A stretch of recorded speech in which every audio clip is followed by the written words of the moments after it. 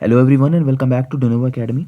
हमने पिछली क्लास में रोबोटिक्स के बारे में पढ़ा था और आज हम ई कॉमर्स और डिजिटल पेमेंट्स के बारे में पढ़ेंगे।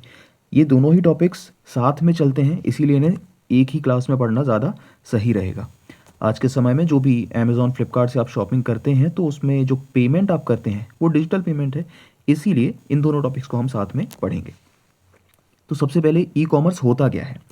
सिंपल सी भाषा में जो भी आप इलेक्ट्रॉनिक मीडियम से यानी कि अपने मोबाइल फ़ोन से, इंटरनेट के ज़रिए या कंप्यूटर से जो भी शॉपिंग आप कर रहे हैं वो ई कॉमर्स है। बस इतनी सी बात है, ठीक है। अब इसमें मोबाइल कॉमर्स, जिसे एम कॉमर्स भी कहते हैं, एम कॉमर्स, इसमें जब मोबिलिटी ऐड हो जाती है ना ई कॉमर्स में तो उसे एम कॉमर्स कहा जाता है। फिर इलेक्ट्रॉनिक फ़ंड ट्रांसफ़र भी इसका एक बहुत इंपॉर्टेंट पार्ट है। इलेक्ट्रॉनिक डेटा इंटरचेंज, जो कि बेसिकली ईडीआई जो है वो ई कॉमर्स का एक बेस क्रिएट हुआ था, उसके बारे में हम हिस्ट्री में, इसके हिस्ट्री वाले पार्ट में पढ़ेंगे। अब ई कॉमर्स एंटिटी यानी कि एक कंपनी जो कि इनकॉर्पोरेटेड है, या तो कंपनीज एक्ट 1956 में, या फिर कंपनीज एक्ट 2013 में, या फिर वो कंपनीज एक्ट 2013 के तहत एक फॉरेन कंपनी है जिसका ब्रांच या फिर एजेंसी इंडिया में है। ओके। और फॉरेन एक्सचेंज मैनेजमेंट एक्ट 1999 के हिसाब से उसे ओन या फिर कंट्रोल एक ऐसा इंसान करता है जो इंडिया के बाहर रहता है, ठीक है, और इंडिया में ई कॉमर्स बिजनेसेस अपने कंडक्ट करता है। अब ई कॉमर्स के ना मेनली दो पैटर्न्स होते हैं। एक मल्टी प्रोडक्ट ई कॉमर्स होता है और एक सिंगल प्रोडक्ट। मल्टी प्रोडक्ट यानी कि जिसपे सारे हर तरह के सामान मिल सकते हैं आसानी से। जैसे कि सबसे अच्छा एग्जांपल है इसका अमेज़ॉन और फ्लिपकार्ट। इस पे हर तरीके का सामान मिल जाएगा आपको। फैशन ले लीजिए, हाउस होल्ड ले लीजिए, इलेक्ट्रॉनिक आइटम्स ले लीजिए, मोबाइल फ़ोन्स, लैपटॉप, सब कुछ इस पर मिल जाएगा आपको, आसानी से मिल जाएगा, ठीक है। स्टेशनरी तक मिल जाएगा आसानी से। तो वो होती हैं multi product e commerce. Single product यानी कि जो एक सिंगल नीड को फुलफिल करती है, जैसे कि लेंस कार्ट, जो आई वी का एक ऑनलाइन ई कॉमर्स प्लेटफॉर्म है, ठीक है, ये इसका सबसे अच्छा एग्जाम्पल है। अब पोर्टर्स वैल्यू चेन मॉडल, ये एक बहुत ही इंपॉर्टेंट टर्म है। इसका मतलब है कि ई कॉमर्स कंपनी जो है वो अपने कंपटीशन से, यानी जो उसकी राइवल कंपनीज हैं मार्केट में, उनसे, उनके कंपैरिजन में ऐसा क्या अपने बिजनेस में इंप्रूव करे जिससे कस्टमर की वैल्यू एक्सपेक्टेशंस एक्सीड हों और कस्टमर को अल्टीमेट सेटिस्फैक्शन उनके शॉपिंग के दौरान मिल सके, ठीक है। और ये होता है प्रोक्योरमेंट से डिलीवरी तक। इसे कहते हैं पोर्टर्स वैल्यू चेन मॉडल। अब types of e commerce models mainly 7 तरीके के होते हैं। एक और है, बट हम जो मेजर मॉडल्स हैं इसके वो पढ़ेंगे। और सिंपल है, बहुत सिंपल है। B2B मतलब बिजनेस टू बिजनेस, यानी कि एग्जांपल इसका अली बाबा ले सकते हैं, ठीक है। अली बाबा एक ऐसी कंपनी है जो बल्क में अपने ऑर्डर्स को सेल करती है, यानी कि बल्क में भेज रही है, यानी कि वो खुद तो एक बिजनेस प्लेटफॉर्म है ही, लेकिन बल्क में एक नॉर्मल कंज्यूमर नहीं खरीदेगा। मैं और आप नहीं खरीदेंगे ना बल्क में किसी भी चीज़ को। बल्क में खरीदता है जो ऑलरेडी बिजनेस कंडक्ट कर रहा है, और उसे बिजनेस कंडक्ट करने के लिए होल सेल में जो जिस भी चीज़ में वो बिजनेस कर रहा है वो चीज़ें उसे चाहिए। तो अलीबाबा इसका सबसे अच्छा एग्जाम्पल है। इंडिया मार्ट बहुत अच्छा एग्जाम्पल है। इंडिया मार्ट और इंडिया की बहुत पुरानी कंपनी है, 1996 में ये बनी थी, और ये बेसिकली जो मैन्युफैक्चरर्स हैं वो इस पर रजिस्टर करते हैं, और जो ऑलरेडी बिजनेस रन कर रहे हैं, आप मान लीजिए जो लोकल दुकानदार हैं, ठीक है, वो यहाँ से होल सेल में इंडिया मार्ट से प्रोडक्ट्स परचेज कर सकते हैं। तो ये हो गया B2B मॉडल। अब B2C यानी कि बिजनेस टू कंज्यूमर। सीधी बात है, अमेजॉन, मिंत्रा, फ्लिपकार्ट, यानी कि हम अमेजॉन से खरीद रहे हैं, अमेजॉन पर अलग अलग बिजनेस रजिस्टर कर लेते हैं, और हम जो खरीद रहे हैं हम हैं कंज्यूमर, ठीक है। तो B2C हो गया। अब C2C का सबसे अच्छा एग्जाम्पल है OLX, जहाँ पर बेचने वाला भी कंज्यूमर है, खरीदने वाला भी कंज्यूमर है, ठीक है। यानी कि जो सेकेंड हैंड गुड्स होते हैं, ऑक्शन की स्टाइल होती है, ये C2C के मॉडल्स हैं, ठीक है। उसके बाद आता है कंज्यूमर टू बिजनेस। अब कंज्यूमर टू बिजनेस में मेनली सबसे अच्छा एग्जांपल है इसका फ्रीलांसिंग। अगर आपने कभी फ्रीलांसिंग के बारे में सुना हो तो उसमें ऐसा होता है कि एक इंडिविजुअल बिजनेस कंपनीज को अपनी सर्विसेज प्रोवाइड करता है। जैसा कि आजकल इंस्टाग्राम पर जो बहुत ज़्यादा चल रहा है, जो इन्फ्लुएंसर्स होते हैं वो बिजनेस कंपनीज को अपनी सर्विसेज प्रोवाइड करते हैं, है ना। तो वो आता है consumer to business, C2B। Freelancing companies जैसे अपवर्क हो गई, फाइवर, एपन, ये सभी C2B मॉडल पर काम करती हैं। अब B2G यानी कि बिजनेस टू गवर्नमेंट, जो GeM government e market place जो है वो B2G मॉडल पर काम करता है। इसे B2A भी कहा जाता है, business to administration, business to administration या फिर एडमिनिस्ट्रेटर, जो कि गवर्नमेंट के ही ऑफिसेस होते हैं, उन्हें वो इसमें इंक्लूड होते हैं। ओके, B2G या फिर B2A दोनों एक ही चीज़ है। फिर आता है गवर्नमेंट टू सिटीजन, यानी कि गवर्नमेंट जो सर्विसेज, जो फैसिलिटीज़ अपने सिटीजन्स को देती है वो G2C मॉडल में आती है। ओके, और ये ई गवर्नेंस का ही एक मॉडल है बेसिकली। ई गवर्नेंस यानी इलेक्ट्रॉनिकली फॉर्म से गवर्नेंस प्रोवाइड करवाना, ठीक है, जिसमें online electricity bill payment, passport की सर्विसेज ऑनलाइन आ जाती हैं, आप अपना ड्राइविंग लाइसेंस ऑनलाइन रजिस्टर कर सकते हैं। ये सभी गवर्नमेंट टू सिटीजन मॉडल पर काम करते हैं। मोबाइल ई कॉमर्स यानी कि मोबाइल से जो भी आप शॉपिंग कर रहे हैं अपने स्मार्टफोन, टैबलेट से, वो एम कॉमर्स में आता है। अब इनके अलावा एक इंट्रा बी कॉमर्स भी होता है, जिसे इंट्रा बिजनेस कॉमर्स कहते हैं, यानी कि ऐसे इलेक्ट्रॉनिक ट्रांजैक्शंस या कम्युनिकेशंस जो एक सिंगल बिजनेस एंटिटी के अंदर ही चल रहा है, ठीक है, यानी कि जो उनकी अलग अलग ब्रांचेस होती हैं उनके बीच में ही जो ट्रांजैक्शंस चल रहे हैं उन्हें इंट्रा बी कॉमर्स कहते हैं। मान लीजिए एक ये है कंपनी, अब इसकी बहुत सारी ब्रांचेस हैं, एक ये है, एक ये है, एक ये है, एक ये है, ठीक है। फॉर एग्जांपल सैमसंग लेते हैं, सैमसंग का सबसे अच्छा एग्जांपल है। रिसेंटली सैमसंग की जो रैम मैन्युफैक्चरिंग ब्रांच है, जो उसकी उसने ही सैमसंग स्मार्टफोन ब्रांच को रैम देने से मना कर दिया था, क्योंकि उनके जो भी रीजंस रहे हों, उससे हमें डीप में नहीं जाना है, हमें बात करनी है अब, क्योंकि वो ब्रांचेस जो हैं, वो जो डिविजन्स हैं, वो भी आपस में ऑनलाइन ट्रांजैक्शंस करती हैं, ठीक है। इसे कहते हैं इंट्रा बी कॉमर्स, ठीक है। अब इंडिया में गवर्नमेंट इनिशिएटिव्स क्या हैं ई कॉमर्स के लिए, वो देखते हैं।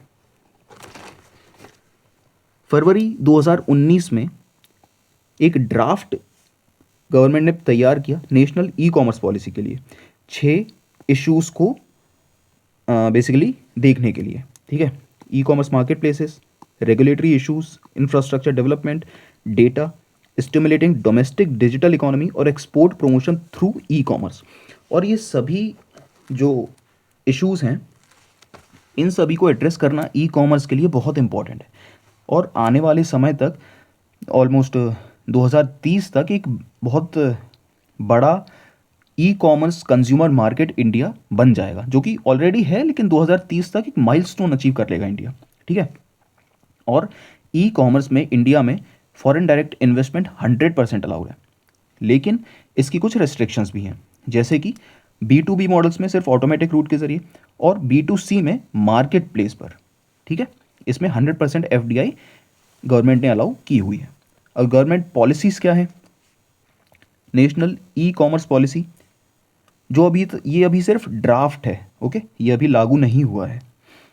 FDI policy in e commerce 2016 में 100% FDI अलाउ हुआ मार्केट प्लेस मॉडल पर, ठीक है। उसके बाद गवर्नमेंट प्रोग्राम्स और इनिशिएटिव्स, डिजिटल इंडिया मिशन, जैसे कि हमने पहले भी बात की थी ICT वाली क्लास में, कि डिजिटल इंडिया मिशन हर उस चीज़ को जो इंडिया में डिजिटली चल रही है, ई कॉमर्स हो, ऑनलाइन पेमेंट सिस्टम्स हो, कुछ भी हो, वो डिजिटल इंडिया मिशन का ही पार्ट है, ठीक है। उसके बाद स्टार्टअप इंडिया मिशन 2016, अलग अलग जो नई ई कॉमर्स कंपनीज हैं, जो स्टार्टअप्स हैं, उन्हें प्रमोट करने के लिए। फिर मेक इन इंडिया, यानी कि मैन्युफैक्चरिंग इंडिया में प्रमोट करने के लिए, ताकि इंडिया में ही जो कंपनीज हैं, स्मार्टफोन कंपनीज हैं या कोई भी हो, लैपटॉप कंपनीज, वो सभी इंडिया में ही मैन्युफैक्चरिंग करें। GeM government e market place 2016 में आई, गवर्नमेंट परचेसेस के लिए ये एक ऑनलाइन पोर्टल है, ठीक है। उसके बाद भारत नेट ऑलरेडी हम देख चुके हैं, 2011 में जब ये लॉन्च हुई थी तो इसका नाम था नेशनल ऑप्टिकल फाइबर नेटवर्क, ठीक है। और 2015 में इसे रीब्रांड करके रीनेम कर दिया भारत नेट प्रोजेक्ट के तौर पर, ताकि ब्रॉडबैंड कनेक्टिविटी बढ़ सके। ई कॉमर्स में सबसे ज़्यादा इंपॉर्टेंट तो यही है, इंटरनेट। अब कुछ लॉज और एक्ट्स देखते हैं ई कॉमर्स के लिए, जिसमें सबसे पहले आती है IT एक्ट 2000। ऑलरेडी हम देख चुके हैं, legal recognition for electronic records and digital signature इसी एक्ट के तहत लीगली रिकॉग्नाइज किए गए थे, ठीक है। और ई कॉमर्स के लिए सबसे ज़्यादा इंपॉर्टेंट लॉ आज के समय में यही है। फिर आती है कंज्यूमर प्रोटेक्शन एक्ट। इससे कोई भी ई कॉमर्स अलग नहीं हो सकता। अगर किसी भी बिजनेस मॉडल में, किसी भी ई कॉमर्स मॉडल में कंज्यूमर इंक्लूडेड है तो वो कंज्यूमर प्रोटेक्शन एक्ट के तहत ही आएगी, ठीक है। और इन्होंने कंज्यूमर प्रोटेक्शन एक्ट 2019 में ई कॉमर्स रूल्स 2020 लेकर आए थे इस एक्ट के अमेंडमेंट से, ठीक है। फिर जीएसटी एक्ट, ऑब्वियसली टैक्सेस तो पे करने ही है ना, तो जीएसटी एक्ट के तहत भी आएंगी ये। Competition act, basically unfair trade practices को ख़त्म करने के लिए कंपटीशन एक्ट आई थी। वो अब ई कॉमर्स में भी लागू होगी। Data protection and privacy rules, ये ऑब्वियसली बहुत ज़्यादा ज़रूरी है, क्योंकि हम जो भी ई कॉमर्स प्लेटफॉर्म्स को यूज़ करते हैं वो हमारा डेटा किसी ना किसी रूप में स्टोर करते ही हैं। अब उसे प्रोटेक्ट करना और प्राइवेट रखना ये भी लीगली रिकग्नाइज्ड है, ठीक है। अब आते हैं हिस्ट्री ऑफ ई कॉमर्स। सबसे पहले वर्ल्ड की हिस्ट्री देखते हैं, फिर इंडिया की हिस्ट्री देखेंगे, ज़्यादा बड़ी नहीं है। देखिए ईडीआई जो हमने अभी ऊपर बात की थी, इलेक्ट्रॉनिक डेटा इंटरचेंज, ये बेसिकली एक बेस क्रिएट किया इस सिस्टम ने ई कॉमर्स के लिए फ्यूचर में, ठीक है। इलेक्ट्रॉनिक ट्रांजैक्शन था ये, बेसिकली डिजिटली डॉक्यूमेंट्स को शेयर करना और मेल के ज़रिए ये इसमें शामिल हुआ था, ठीक है। अब इससे क्या हुआ, हमें पता चला कि सिर्फ ज़रूरी नहीं कि हर समय फिजिकल कॉपीज ही शेयर की जाएं, है ना, बाय पोस्ट या फिर इन पर्सन दी जाए, हम डिजिटली भी डॉक्यूमेंट्स को शेयर कर सकते हैं। उसके बाद कंप्यूसर्व फाउंड हुई, जो पहली सिग्निफिकेंट ई कॉमर्स कंपनी थी जिसने डायल अप कनेक्शंस का यूज़ किया, ठीक है। डायल अप कनेक्शंस बेसिकली एक इंटरनेट को यूज़ करने का ही एक ज़रिया है, ओके। लेकिन ये पूरी तरह से इंटरनेट पर बेस्ड नहीं होते हैं, यानी बहुत बेसिकली इंटरनेट ही है लेकिन बहुत ही स्लो स्पीड देता है। सबसे slowest speed dial up connections की ही होती है, ओके। अब 1979 में इलेक्ट्रॉनिक शॉपिंग इन्वेंट हुई, ये सबसे ज़्यादा इंपॉर्टेंट है। माइकल ऑल्ड्रिच नाम के एक ब्रिटिश इन्वेंटर ने टेलीविज़न और टेलीफोन लाइन का यूज़ करके एक टेक्नोलॉजी बनाई जिसे वीडियो टेक्स्ट नाम दिया, ठीक है। और इस टेक्नोलॉजी को 1981 में थॉमसन हॉलीडेज जो यूके की कंपनी है उसने यूज़ करके दुनिया का पहला business to business online shopping system बनाया, ठीक है। फिर आती है पहली e commerce company Boston Computer Exchange, जिसने दुनिया की पहली ई कॉमर्स कंपनी लॉन्च की। फिर 1984 में गेटशेड ने पहला B2C online shopping system launch किया, जिसके मिसेस स्नोबॉल पहली ऑनलाइन शॉपिंग कंज्यूमर थी, ओके। अब इसमें टेलीप्यूटर टेक्नोलॉजी यूज़ हुई थी, वही मॉडिफाइड टेलीविज़न और टेलीफोन लाइन वाली।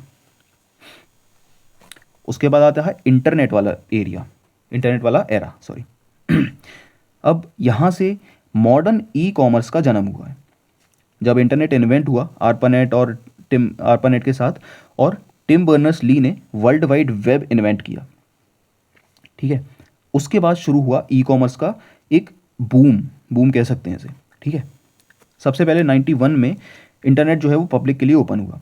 चार्ल्स एम स्टैक ने बेसिकली बुक स्टैक्स नाम की एक कंपनी थी उनकी, और बाद में इंटरनेट के आने के बाद उन्होंने books.com इसे बना दिया, यानी कि वेब पर लॉन्च किया। फिर 94 एक बहुत बड़ा साल था, क्योंकि इस साल ही जेफ बेजोस ने अमेज़ॉन कंपनी की इस्टेब्लिशमेंट की थी, ठीक है, स्थापना की थी। और शुरुआत में ये सिर्फ एक बुक स्टोर था, लेकिन और 94 में इसकी रीच भी बहुत लिमिटेड थी, हर कोई इसे एक्सेस नहीं कर सकता था, ठीक है। फिर 95 में अमेज़ॉन पूरी तरह से लॉन्च हुआ, ठीक है। 16 जुलाई 1995 को इसे पूरी तरह से लॉन्च किया गया। अब ईबे, जो कि ओरिजिनली के ऑक्शन वेबसाइट थी, वो फाउंड हुई, ओके। उसके बाद पेमेंट रेवोल्यूशन। अब डिजिटल पेमेंट्स भी ज़रूरी हैं, क्योंकि अगर ऑनलाइन शॉपिंग आप कर रहे हैं तो ज़रूरी नहीं है कि आप हर बार सिर्फ कैश ऑन डिलीवरी करें, है ना, ऑनलाइन पेमेंट भी करते हैं। तब इन्वेंट हुई पेपाल, ठीक है। और पहला ई कॉमर्स पेमेंट सिस्टम जिसमें सिक्योर मनी ट्रांसफ़र्स को बेसिकली ट्रांजैक्ट किया जा सकता था, वो पेपाल ने पॉसिबल किया। फिर ग्लोबल एक्सपेंशन, जिसमें 1999 में अली बाबा फाउंड की जैक मा ने, जो कि चाइना के एक बिजनेसमैन है। उसके बाद 2000 में नास्डाक, जो कि एक स्टॉक एक्सचेंज प्लेटफॉर्म है, वो क्रैश हुआ, जिसकी वजह से कई सारे ई कॉमर्स स्टार्टअप्स जो थे, जैसे कि pets.com, boo.com, ये सभी बैंकरप्ट हो गए, बंद हुए। और उसी साल गूगल ने गूगल एडवर्ड्स लॉन्च किया, जो पे पर क्लिक पर काम करता था। पे पर click basically e commerce system, अगर आप मान लीजिए आप एक ई कॉमर्स प्लेटफॉर्म रन कर रहे हैं और आपको इंटरनेट पर अपना एडवर्टाइजमेंट जो है वो पब्लिश करना है, आपने गूगल ऐड का यूज़ किया। अब गूगल ऐड का सीधा फंडा है, जितनी भी बार कोई कंज्यूमर आपका ऐड देखकर क्लिक करेगा उस पर, ठीक है, आपको सिर्फ उसी का पे करना है, ठीक है। ये है पे पर क्लिक, यानी जितनी बार क्लिक किया, जिस कंज्यूमर ने क्लिक किया है, उतनी बार आपको पे करना होगा, यानी कि e commerce company Google Ads को पे करेगी। फिर आता है पेपाल मर्ज हुआ, कन्फिनिटी मर्ज्ड विथ x.com, जिसे पेपाल नाम दिया गया। पेपाल का ओरिजिनली कन्फिनिटी ही नाम था, ओके। फिर ई कॉमर्स प्लेटफॉर्म्स बहुत सारे सामने उभर कर आए।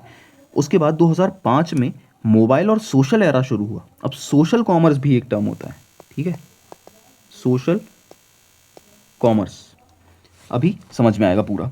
अब नए बिजनेस मॉडल्स आए, अमेजोन ने अपना अमेजोन प्राइम लॉन्च किया, एटसी एक ई कॉमर्स प्लेटफॉर्म ही है, वो लॉन्च हुआ, ठीक है।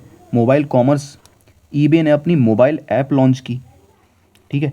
अब ईबे जो है वो ओरिजिनली C2C प्लेटफॉर्म था, लेकिन बाद में आगे चलकर वो इवॉल्व हुआ B2C एक प्लेटफॉर्म पर, ठीक है। पहले कंज्यूमर टू कंज्यूमर था, फिर बिजनेस टू कंज्यूमर बना। अब आईफोन लॉन्च हुआ 2007 में, और उसके बाद आईफोन ने एक बहुत ही इंपॉर्टेंट रोल प्ले किया एम कॉमर्स को बढ़ावा देने के लिए, ठीक है। एम कॉमर्स को बढ़ाया आईफोन ने बहुत ही तेज़ी से, और जो रोल आईफोन ने दुनिया भर में प्ले किया है, वही इंडिया में रिलायंस की जियो ने प्ले किया है, लोगों को सस्ता इंटरनेट प्रोवाइड करके, ठीक है। 2011 में डिजिटल वॉलेट्स और सोशल एड्स लॉन्च हुए, ठीक है। मोबाइल पेमेंट रेवोल्यूशन आया, jet.com लॉन्च हुआ। अब 2015 सोशल कॉमर्स, या फिर social commerce basically e commerce का ही एक सबसेट है, और इंस्टाग्राम ने शॉपेबल टैग्स को इंट्रोड्यूस किया।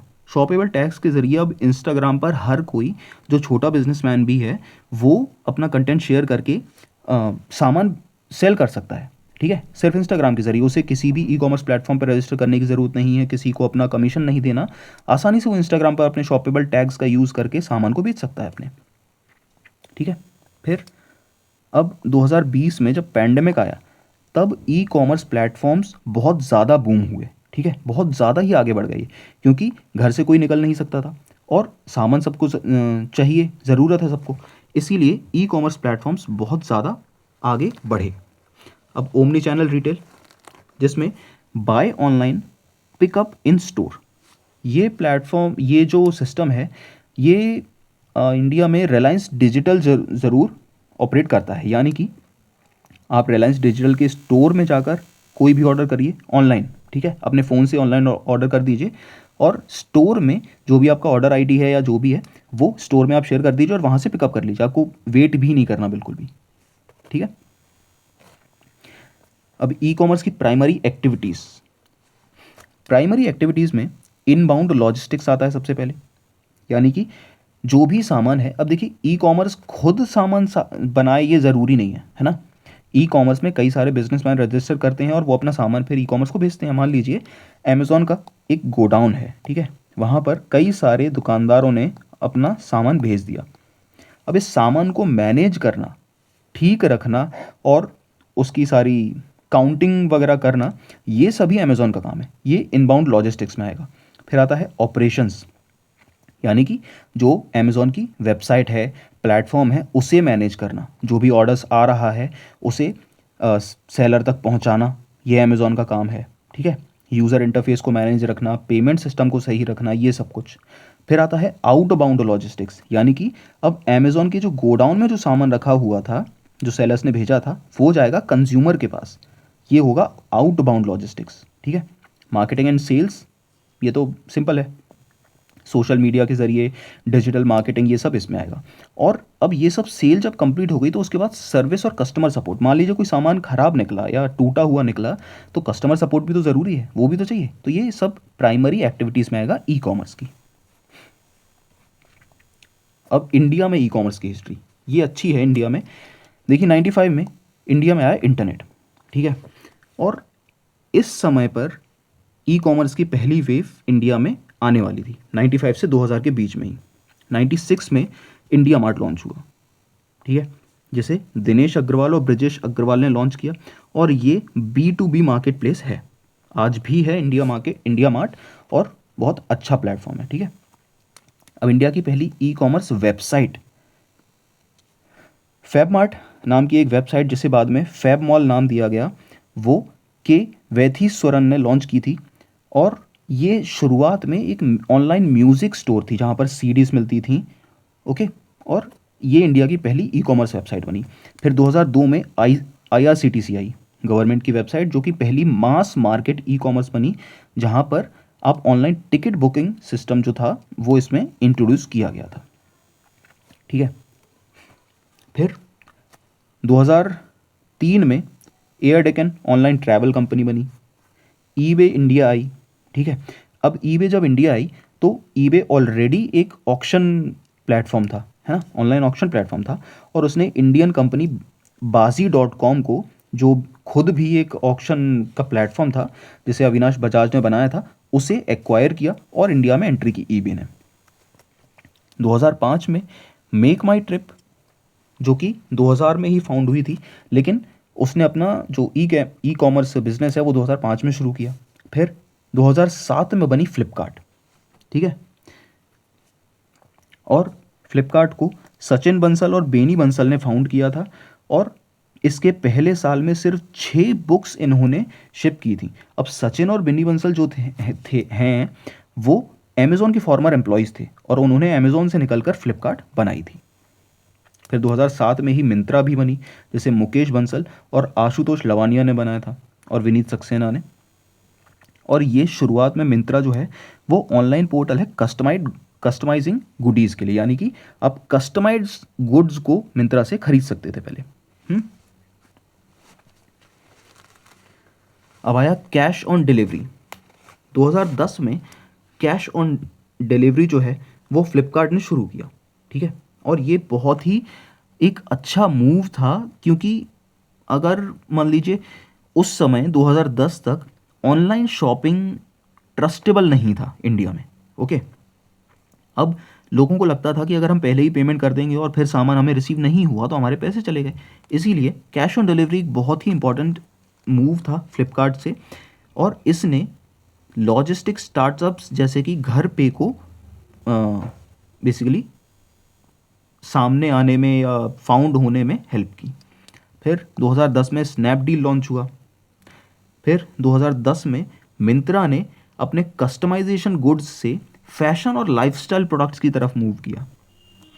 2010-11 में फ्लिपकार्ट ने Mind360, चकपक.com और वी रीड नाम की जो ई कॉमर्स प्लेटफॉर्म्स थे उन्हें एक्वायर किया, और स्नैपडील ने grabon.com को एक्वायर किया। अब उसके बाद 5 जून 2013 को अमेज़ॉन इंडिया में लॉन्च हुआ, ठीक है, फ्लिपकार्ट के लॉन्च होने के 6 साल के बाद।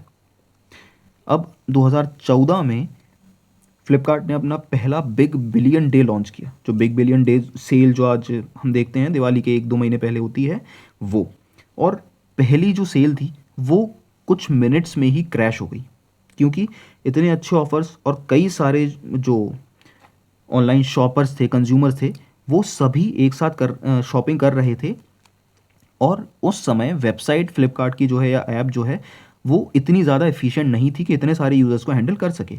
लेकिन 2014 तक फ्लिपकार्ट अपना नाम अच्छे से कमा चुकी थी, ठीक है। 2015 में अमेज़ॉन प्राइम और अलीबाबा इंडिया में आए। अमेज़ॉन प्राइम 2015 में लॉन्च हुआ इंडिया में, ठीक है। 2016 में government e market place launch हुई। सपोर्ट एक्टिविटीज़ ई कॉमर्स की अभी देखेंगे, ओके। अब मोबाइल फर्स्ट रेवोल्यूशन। 2016 में जियो रेवोल्यूशन आया। जियो ने जब 4G लॉन्च किया ना, तो इंटरनेट डेटा इतना ज़्यादा सस्ता कर दिया कि हर कोई अब मोबाइल कॉमर्स की तरफ ही जाने लगा। इंटरनेट सस्ता है, आपके पास जो प्राइस आप दुकान पर देंगे उससे कम में ही आपको ऑनलाइन शॉपिंग प्लेटफॉर्म्स पर सामान आपका मिल जाएगा, तो आप क्यों बाहर जाएंगे, है ना। इसीलिए जियो ने एम कॉमर्स को बहुत ज़्यादा बढ़ावा दिया। फिर मेक माई ट्रिप मर्ज हुई गो आईबीबो के साथ 2016 में। इंस्टाग्राम के शॉपेबल टैग्स 2017 में आया, हम ऑलरेडी देख चुके हैं। और 2018 में वॉलमार्ट ने 77% स्टेक फ्लिपकार्ट का परचेज कर लिया, और फ्लिपकार्ट टेक्निकली अब वॉलमार्ट की एक कंपनी है, वॉलमार्ट की सब्सिडरी मान सकते हैं इसे। और अब जो उसके ओरिजिनल फाउंडर्स थे सचिन और बिन्नी बंसल, उन्होंने फ्लिपकार्ट से रिज़ाइन कर दिया, यानी कि फ्लिपकार्ट को उन्होंने छोड़ दिया। अब 19-20 में क्विक कॉमर्स इमर्ज हुए। क्विक कॉमर्स यानी कि जो चीज़ पहले आपको दिनों में मिल रही थी, है ना, हफ्तों में मिल रही थी, अब वो कुछ मिनट्स में मिल जाएगी। जिसका सबसे अच्छा एग्जांपल है जोमेटो और स्विगी, इंस्टामार्ट, ब्लिंकिट, जेप्टो, ये सभी। ठीक है। अब यूपीआई और डिजिटल पेमेंट्स के साथ और ज़्यादा ई कॉमर्स को बढ़ावा मिला। क्विक कॉमर्स जैसे कि जेप्टो, ब्लिंकिट, ये सब सामने आ गए। अब पहले देखते हैं सपोर्ट एक्टिविटीज़ ई कॉमर्स में। हम प्राइमरी एक्टिविटीज़ देख चुके हैं, अब support activities basically primary activities की एफिशिएंसी को बूस्ट करने के लिए होती हैं। फर्म का इंफ्रास्ट्रक्चर, ठीक है, वेबसाइट डिज़ाइन बहुत ज़रूरी है। आपकी वेबसाइट कितनी स्मूथली चल रही है, आप कंज्यूमर को कितना अच्छा शॉपिंग एक्सपीरियंस दे रहे हैं, वो बहुत ज़्यादा मैटर करता है। उसके बाद टेक्नोलॉजिकल डेवलपमेंट, ठीक है, ह्यूमन रिसोर्स मैनेजमेंट और प्रोक्योरमेंट, ये सभी सपोर्ट एक्टिविटीज़ होती हैं जिनसे प्राइमरी एक्टिविटीज़ को और ज़्यादा बूस्ट मिलता है, और जो ई कॉमर्स प्लेटफॉर्म है उसे भी बढ़ावा मिलता है। अब यह है इंडिया के कुछ ई कॉमर्स प्लेटफॉर्म्स, जिसमें से शुरुआत हुई थी फेबमार्ट और इंडिया मार्ट से। ओके, 1996 में इंडिया मार्ट ऑलरेडी हम देख चुके हैं। फेबमार्ट आया, फिर बाजी.com, रेडिफ.com, इंडिया प्लाज़ा भी जो फेबमार्ट के फाउंडर थे उन्होंने ही बनाया था इंडिया प्लाज़ा। फिर मल्टी प्रोडक्ट्स जो ई कॉमर्स प्लेटफॉर्म्स हैं वो देखते हैं। सबसे पहले फ्लिपकार्ट, जो सचिन और बिन्नी बंसल ने बनाया। अमेज़ॉन 2013 में इंडिया में आया। स्नैपडील, शॉपक्लूज़, पेटीएम मॉल, जिनमें से अगर आपको नहीं पता हो, अब ये चीज़ बंद हो चुकी है पेटीएम का पेटीएम मॉल, लेकिन 2018 और 19 तक पेटीएम मॉल नाम का एक ऑनलाइन शॉपिंग प्लेटफॉर्म जो कि पेटीएम का ही था वो भी चलता था, लेकिन वो इतना ज़्यादा चला नहीं और अब वो बंद हो चुका है। ठीक है। टाटा क्लिक, रिलायंस अजियो और मीशो। ठीक है। फिर आते हैं फैशन और लाइफस्टाइल पे। मिंत्रा, जबोंग, नायका और लेंसकार्ट। अब ये सभी जो हैं ये सिंगल प्रोडक्ट ई कॉमर्स है ना, क्योंकि ये एक ही तरह का प्रोडक्ट्स बेच रहे हैं, फैशन से रिलेटेड प्रोडक्ट। ठीक है। अब देखिए ये जो ई कॉमर्स प्लेटफॉर्म्स हैं इनके नाम आप एक बार देख लीजिए, क्योंकि आपको आसानी रहेगी याद रखने में, आप रोज़ इन्हें यूज़ कर ही रहे हैं ऑलमोस्ट, है ना। और एग्ज़ाम में भी आ जाता है which of the following is an e commerce platform, या फिर is not in e commerce platform, या फिर single product e commerce, multi product e commerce, ये सभी। ठीक है। बेबी और किड्स के लिए FirstCry online shopping platform है, और ये एशिया का सबसे बड़ा बेबीज़ के लिए जो सामान बेचता है वो ई कॉमर्स प्लेटफॉर्म है। ग्रॉसरीज और क्विक कॉमर्स, जिसमें बिग बास्केट, ब्लिंकिट, ब्लिंकिट का पुराना नाम ग्रूफर्स था, और इसे जब जोमेटो ने एक्वायर किया तो अब ये ब्लिंकिट है। फिर Zepto, Swiggy, Instamart. Home services के लिए अर्बन कंपनी, जो घर पर ही सर्विसेज प्रोवाइड करवाता है। ठीक है, घर की जो अलग अलग सर्विसेज होती हैं वो सभी। फिर ट्रैवलिंग के लिए मेक माई ट्रिप, IRCTC, रेल यात्री, बुक माई शो, यात्रा, गोवा वीबो, क्लियर ट्रिप, ये सभी ट्रैवल और टिकट बुकिंग के लिए ऑनलाइन प्लेटफॉर्म्स हैं। अब देखिए जो ऑनलाइन ट्रैवल एजेंट्स हैं, यानी कि ये क्लियर ट्रिप, यात्रा, ये सभी ये हाइब्रिड मॉडल पर काम करते हैं, यानी कि B2C भी है और B2B2C भी है।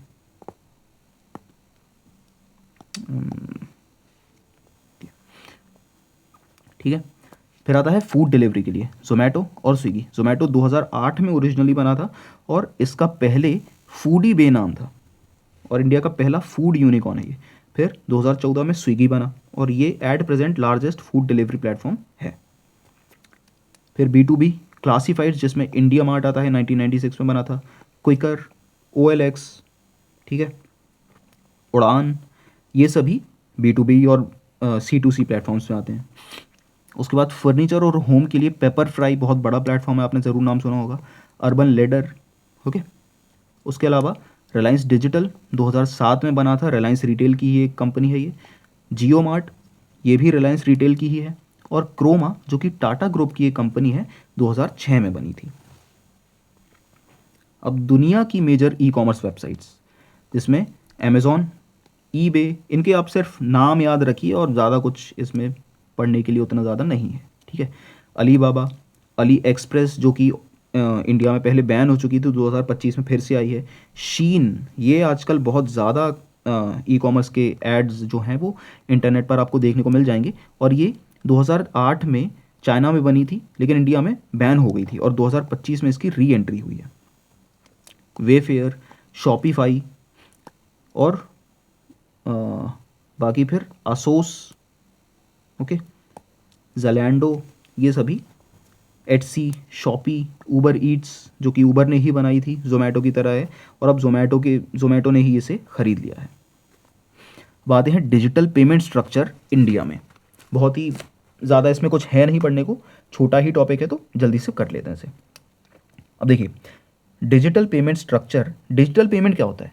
आप डिजिटली जो भी पेमेंट कर रहे हैं जिसमें कैश इंक्लूड नहीं है, वो डिजिटल पेमेंट है। अब वो किसी भी तरीके से हो सकता है, इंटरनेट के ज़रिए भी हो सकता है, कार्ड के ज़रिए भी हो सकता है। बेसिकली हर non cash transaction digital payment में ही आता है, ओके।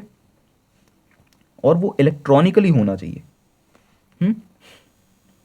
अब payment and settlement in India, traditional payment banking payment systems, जिसमें एनईएफटी आता है। अब देखिए, एनईएफटी 2005 में बना और इसे आरबीआई ऑपरेट करता है, ठीक है। ये हमारी बैंक्स का एक आईएफएससी कोड होता है जिसका फुल फॉर्म है इंडियन फाइनेंशियल सिस्टम कोड, उसके ज़रिए ही ऑपरेट करता है। और इसके लिए ज़रूरी है कि सेंडर और रिसीवर दोनों का ही एक बैंक अकाउंट होना चाहिए, ठीक है। अब इसमें एनईएफटी में सबसे बड़ा प्रॉब्लम ये है कि आप इमीडिएट पेमेंट नहीं होता है इसमें एटलीस्ट 2 घंटे या उससे ज़्यादा भी लग सकते हैं, ठीक है। उसके बाद आता है आरटीजीएस, ये रियल टाइम पेमेंट करता है, तुरंत पेमेंट होता है, और इसका सबसे अच्छा बेनिफिट है कि ये ना 24/7 ऑपरेट करता है और 365 डेज, और ये दिसंबर 2020 से शुरू हुआ है। अब इसके लिए आरटीजीएस में सबसे बड़ा पॉइंट है कि ये बड़े अमाउंट्स के लिए यूज़ किया जाता है, यानी कि मिनिमम अमाउंट इसमें 2 लाख होना चाहिए, लेकिन अपर लिमिट नहीं है, इसीलिए बड़े पेमेंट्स के लिए आरटीजीएस का यूज़ किया जाता है, और ये सिस्टमेटिकली इंपॉर्टेंट पेमेंट सिस्टम पर काम करता है, ठीक है। अब इसमें कुछ चार्जेस भी लगते हैं तो वो नॉमिनल चार्जेस हैं। उसके बाद आता है आईएमपीएस, इमीडिएट पेमेंट सर्विस, नवंबर 2010 में बना और इसे एनपीसीआई ऑपरेट करती है, ठीक है। आईएमपीएस बेसिकली जो आज हम यूपीआई यूज़ करते हैं ना अपने फ़ोन से, उसका एक प्रिकर्सर कह सकते हैं, उसकी एक फाउंडेशन टेक्नोलॉजी से कह सकते हैं। और वो इसीलिए इसमें मिनिमम अमाउंट 1 रुपये है और मैक्सिमम 5 लाख है, जो आज के समय यूपीआई में भी है, 1 रुपये भी भेज सकते हैं, लेकिन यूपीआई में मैक्सिमम लिमिट आज 1 लाख है एक दिन में, ठीक है। अब ये पहला instant inter bank payment system था इंडिया में जो एमएमआईडी यूज़ करता था, मोबाइल मनी आइडेंटिफायर। उसके बाद स्विफ्ट, स्विफ्ट बेसिकली दूसरे देशों के लिए बनी है, क्रॉस बॉर्डर पेमेंट्स जो होते हैं उनके लिए बनी है, 1973 में बनी थी, ठीक है। इसका फुल फॉर्म है society for world wide inter bank financial telecommunication, और इसका अल्टरनेटिव है SFMS, structured financial messaging system. इनके फुल फॉर्म्स ज़रूर याद रखिए आप, ठीक है, ये बहुत इंपॉर्टेंट है। एमपीपीएससी प्रीवियस ईयर में आईएमपीएस का फुल फॉर्म आया हुआ है, ओके, तो इनके फुल फॉर्म आप ज़रूर याद रखिए। अब क्रॉस बॉर्डर के लिए यूपीआई पे नाउ, जो कि इंडिया सिंगापुर की एक रियल टाइम लिंकेज है, 2023 में लॉन्च हुआ। और यूपीआई ग्लोबल, यूपीआई जो इंडिया है, इंडिया के अलावा भी दूसरे देशों में चलता है, ठीक है, जैसे कि UAE, Singapore, France, UK, Bhutan, Mauritius, Nepal, Qatar, Sri Lanka, इन देशों में भी यूपीआई ऑपरेट करता है। अब गवर्नमेंट के पेमेंट सिस्टम्स, जिसमें पीएफएमएस आता है, पब्लिक फाइनेंशियल मैनेजमेंट सिस्टम, जिसे सीजीए मैनेज करते हैं, ठीक है। और ये basically LPG subsidies, MNREGA, scholarships, इन सब के लिए यूज़ किया जाता है। टीसीएस पेमेंट सिस्टम, जो कि मेनली टैक्स अकाउंटिंग सिस्टम है, ठीक है। ऑल्टास यानी कि online tax accounting system for TDS और e payment, direct tax payment through NSDL। अब कुछ गवर्नमेंट इंस्टीट्यूशंस और रेगुलेटरी बॉडीज जो कि डिजिटल पेमेंट्स को रेगुलेट करते हैं, जिसमें सबसे ऊपर नाम आना चाहिए RBI का, वही है। ठीक है, RBI ही डिजिटल पेमेंट्स की गाइडलाइंस को इशू करता है और RTGS और NEFT को इंडिया में ऑपरेट करता है। ठीक है, उसके बाद आता है NPCI जो कि 2008 में बना था और इसे RBI और इंडियन बैंक्स एसोसिएशन ने मिलकर बनाया था और ये एक नॉट फॉर प्रॉफिट कंपनी है। ठीक है, UPI जो है वो NPCI ने ही डेवलप किया है, लेकिन इसे लॉन्च किया था रघुराम जी राजन ने। ठीक है, 2016 में। अब NPCI के कुछ इंपॉर्टेंट प्रोडक्ट्स हैं UPI, रुपे जो कार्ड हम यूज़ करते हैं। ठीक है, Bhim Bharat interface for money, FASTag जो कि टोल कलेक्शन के लिए होता है, NFS national financial switch, Bharat bills पे बिल पेमेंट सिस्टम है, और भारत QR जो हम QR देखते हैं ना, इतने से बॉक्स में बहुत सारी डॉट्स बनी होती हैं, एक छोटा सा बॉक्स होता है, वो भारत QR है। Okay, UPI was developed by NPCI, देख चुके हैं पायलट प्रोजेक्ट के तौर पर ये पहले ही शुरू हुआ था और इसे रघुराम जी राजन ने लॉन्च किया था। ठीक है, अब मेजर पॉलिसीज और इनिशिएटिव्स इंडिया के, डिजिटल इंडिया ऑलरेडी हम देख चुके हैं। UPI का पायलट लॉन्च जो है वो 11 अप्रैल 2016 को हुआ था और पब्लिक लॉन्च 25 अगस्त 2016 को हुआ। अब डीमोनेटाइजेशन की वजह से जो 500 और 1000 के नोट्स थे वो डीमोनेटाइज हो गए। ठीक है, और UPI पेमेंट्स को बढ़ावा मिलने में डीमोनेटाइजेशन का बहुत इंपॉर्टेंट रोल है। ठीक है, क्योंकि इतनी जल्दी नए नोट मिलना हर किसी के लिए पॉसिबल नहीं था, लेकिन पेमेंट्स भी करने हैं तो कैसे करें? UPI के ज़रिए। ठीक है, 2018 में UPI 2.0 लॉन्च हुआ। फिर फीचर फ़ोन्स के लिए यानी कि बटन वाले फ़ोन्स के लिए UPI लॉन्च हुआ 2022 में, और USSD बेस्ड *99# के ज़रिए बटन वाले फ़ोन से भी आप ऑनलाइन पेमेंट कर सकते हैं। UPI पे नाउ लिंकेज इंडिया सिंगापुर का हम देख चुके हैं। UPI क्रेडिट कार्ड लिंकिंग यानी कि रुपे क्रेडिट कार्ड्स को भी अब आप UPI से लिंक कर सकते हैं, जो 2022-23 में लॉन्च हुआ था। Payment cards in India, cards को प्लास्टिक मनी भी कहा जाता है क्योंकि प्लास्टिक के होते हैं और पैसे का लेन देन भी करते हैं, इसीलिए उन्हें प्लास्टिक मनी कहा जाता है। और ये 3 तरीके के होते हैं, डेबिट कार्ड्स, क्रेडिट कार्ड्स और प्रीपेड कार्ड्स। अब देखिए, प्रीपेड सिस्टम जो है वो 3 तरीके का होता है। क्लोज्ड सिस्टम PPI जो कि एक स्पेसिफिक मर्चेंट पे ही यूज़ किया जा सकता है। ठीक है, जो बेसिकली अमेजॉन गिफ्ट कार्ड जो होते हैं आप अमेजॉन पे यूज़ कर सकते हैं और कहीं नहीं कर सकते, है ना। फिर सेमी क्लोज्ड सिस्टम जो कि बहुत सारे मर्चेंट्स पे यूज़ किया जा सकता है। ठीक है, जैसे कि पेटीएम का वॉलेट है, अब वो अमाउंट जो है आपका पेटीएम वॉलेट में वो रहेगा पेटीएम वॉलेट के अंदर ही, लेकिन आप उसे यूज़ कहीं भी कर सकते हैं, यानी कि आप उसे अमेजॉन शॉपिंग पर कर सकते हैं, फ्लिपकार्ट शॉपिंग पर कर सकते हैं, कहीं भी कर सकते हैं। तो वो मल्टीपल मर्चेंट्स के लिए होते हैं। और होता है एक ओपन सिस्टम PPI, यानी कहीं भी आप पेमेंट करो, ATM से निकाल लो पैसा अपना, जो कि आजकल मोस्टली कैशबैक सिस्टम जो है वो ओपन सिस्टम पर ही है, यानी कि जो कैशबैक आपको मिलेगा वो आपके बैंक अकाउंट में ही डायरेक्ट ट्रांसफ़र हो जाता है। अब कार्ड नेटवर्क्स में इंडिजिनस नेटवर्क है रुपे कार्ड्स, जो 2012 में बना, ये भी NPCI ने ही बनाया था और ऑफिशियली पूरे देश भर में 2014 में ये लॉन्च हुआ था। उस समय के जो राष्ट्रपति थे श्री प्रणब मुखर्जी, उन्होंने लॉन्च किया था इसे।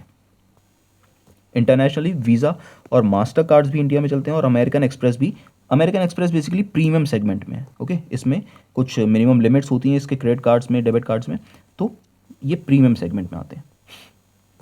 अब वर्किंग मॉडल 4 पार्टी सिस्टम इसमें होता है। ठीक है, एक कार्ड में सबसे पहले आता है कार्ड होल्डर। मान लीजिए आप हैं, आपके पास एक कार्ड है तो आप हो गए कार्ड होल्डर।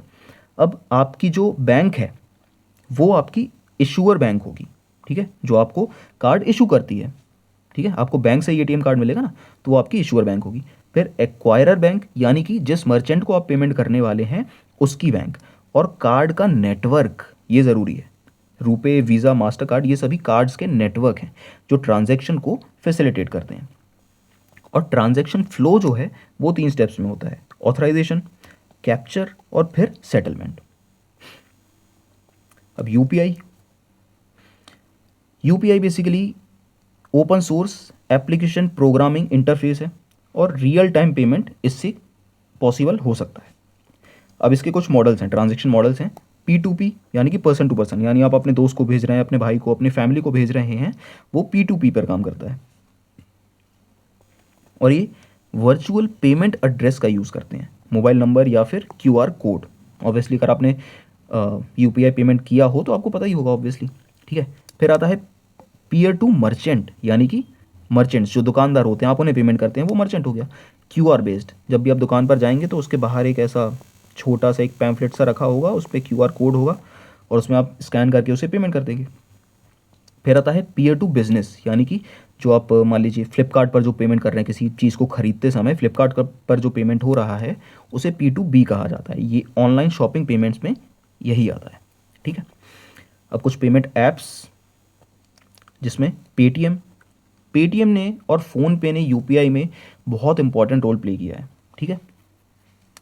2010 में बनी पेटीएम, फ़ोनपे बनी 2015 में, फिर आया जीपे का पुराना नाम था तेज़, और 2017 में या फिर शायद उसके बाद, मुझे इसका ईयर याद नहीं है, इसका रीनेम कब हुआ था, बट बाद में इसे जीपे नाम दे दिया गया था, जी फॉर गूगल पे। भीम 2016 में लॉन्च हुआ, NPCI ने किया। मोबीक्विक, भारत पे जो कि अशनीर ग्रोवर ने फाउंड की थी 2018 में। क्रेड जो कि क्रेडिट कार्ड के बिल पेमेंट के लिए बनाई गई थी, 2018 में बनी है। अमेज़ॉन पे, ओके। उसके बाद व्हाट्सएप पे भी एक व्हाट्सएप पर फीचर है, आपने ज़रूर देखा होगा। Free charge, PayZapp, YONO SBI की एक उनकी बेसिकली ATM से पैसे निकालने के लिए या फिर डिजिटल पेमेंट्स करने के लिए एक ऐप है उनकी। आई मोबाइल उसी तरह ICICI बैंक की ऐप है। अब डिजिटल पेमेंट इंफ्रास्ट्रक्चर 3 पिलर्स पर रेस्ट करता है, आइडेंटिटी लेयर, ठीक है, पेमेंट लेयर और डेटा एम्पावरमेंट, जिसमें आता है data empowerment and protection architecture. अब देखिए, ये एक ईयर वाइज एक लिस्ट है, इसे आप बस एक बार पढ़ लीजिए, आपको याद हो जाएगा ये, ठीक है। आसान है, ऑलरेडी हम पढ़ चुके हैं और आप रोज़ यूज़ इसे कर भी रहे हैं, तो उतना मुश्किल नहीं होगा, ठीक है। अब स्टैंडर्ड लिमिट्स, ये इंपॉर्टेंट है क्योंकि MPPSC में आई हुई है, तो स्टैंडर्ड UPI लिमिट्स ज़रूर देख लीजिए। पर ट्रांजैक्शन लिमिट है 1 लाख और डेली लिमिट भी 1 लाख ही है, और एक दिन में आप मैक्सिमम 20 ट्रांजैक्शंस कर सकते हैं, यानी कि 20 ट्रांजैक्शंस, लेकिन 1 लाख एक्सीड नहीं होनी चाहिए, और एक ट्रांजैक्शन भी आप मैक्सिमम 1 लाख का कर सकते हैं। अब P2P और रेगुलर UPI में 1 लाख की लिमिट है, ठीक है। P2P P2M में इतना कुछ स्पेसिफिक नहीं है, बस आप पेमेंट किसको कर रहे हैं इस पर डिपेंड करता है, यानी कि इंश्योरेंस और कैपिटल मार्केट में 5 लाख पर ट्रांजैक्शन और 10 लाख डेली। एजुकेशन और हेल्थ केयर में, यानी कि हॉस्पिटल्स में 5 लाख की ट्रांजैक्शन कर सकते हैं। क्रेडिट कार्ड पेमेंट्स में 5 लाख की पर ट्रांजैक्शन कर सकते हैं और 6 लाख रुपए डेली कर सकते हैं। और ये फिर बैंक्स पर भी डिपेंड करता है, कई बैंक्स अपनी लिमिट को कम सेट करती हैं, कई ज़्यादा सेट कर देती हैं, ठीक है, तो बैंक्स पर भी डिपेंड करता है। और नए यूज़र का भी रेस्ट्रिक्शन होता है। अगर आप अपना UPI जो ID है उसे मान लीजिए आपने आज बनाया है, तो आप अगले 24 घंटे तक एक सेट लिमिट का ही ट्रांजैक्शन कर सकते हैं, जो मिनिमम 2000 भी होती है, 1000 भी होती है, 5000 भी होती है, और 24 घंटे के बाद ही आप बड़ा पेमेंट कर सकते हैं, ठीक है। तो ये थी आज की क्लास में E-कॉमर्स और डिजिटल पेमेंट्स हमने कंप्लीट कर लिया है, और आपके मैक्सिमम आई गेस 90 to 95 या उससे ज़्यादा भी सारे ही क्वेश्चन इससे कवर हो जाएंगे, लेकिन एक अनसर्टेनिटी प्रिंसिपल जो कि MPPSC ने पिछले कुछ सालों में दिखाई है उसे भी लेकर चलेंगे, ठीक है। तो इसे आप ज़रूर पढ़ लीजिए, इसका PDF आपको टेलीग्राम चैनल पर मिल जाएगा, जिसकी लिंक डिस्क्रिप्शन में मिल जाएगी, ओके। तो मिलते हैं अगली क्लास में, तब तक के लिए गुड बाय।